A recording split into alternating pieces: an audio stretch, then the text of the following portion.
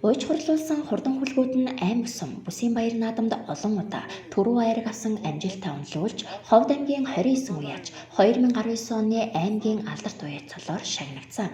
Эдгээрийн төлөөлөл Эрдэнэ сумаас түрэн гарсан аймгийн алдарт уяачдын шагналыг аймгийн иргэдийн төлөөлөгчдийн хурлын нарийн бичгийн дарга сандаг сүрэнгээр ахлуулсан ажлын хэсэг хүндэтгэлтэйгээр гардуулан өгч баяр хүргэлээ. Төр түмнэрээ хөлмөр бүтээлээ үнэлүүлсэн эрхэм хүмүүсийн нэг бол Эрдэнэ сумын харьяат бошгтын хурдаг галын уяач бэмт тогтох юм. Малаж ахуйн салбарт ажиллаж байгаа түүний 20 гаруй жилийн нүрийн хөдөлмөрийг үнэлж энэхүү аймгийн алдарт уяач гэсэн цолыг олгож байна.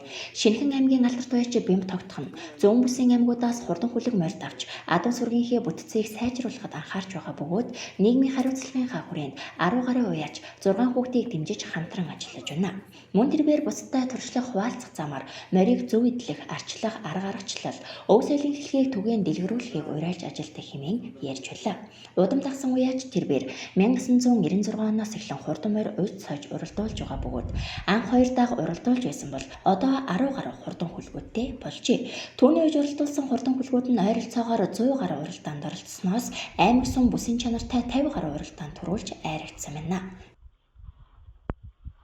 Би одоо 1994 онд малдаар гараад мал марж ирснээс хойш 96 оноос тэгэл дааг их сонирхож үж эхлэв.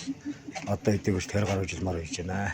96 оноос хойш том жижиг 100 гаруй уралдаанд оролцсон. Тэрнээс том жижигнээс аймаг сумдын тэгшөө ардын усгал нээсэн 50 гаруй айраг төр авсан. Энэ амжилтыг тэр засаг маань энэ цолоо шагнаж маш их баяртай байна. Аймгийн алдарт уяач цол хүртсэн дараагийн эрхэм Эрдэнэ сумын харьяат Эдэржигүр галын уяач нэмд орж юм. Тэрээр 20 гаруй жилийн хугацаанд 10 орчим хурдан хүлгээ уйд сойж аймаг сум бүсийн наадамд олон удаа төрүүлж айрагдсан амжилтаа энх үнэлүүлж 2019 оны аймгийн алдарт уяач болж байна.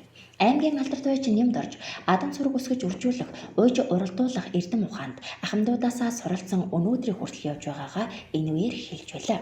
Жил бүрийн баяр наадмын торгон ногоон талбайд хурдан хүлгүүдээ уйдсан уралдуулж түмэн олноо баярлуулдаг аймгийн алдарт уяачдын уйсан хүлэг болгоно нь хурдан байх болтугай.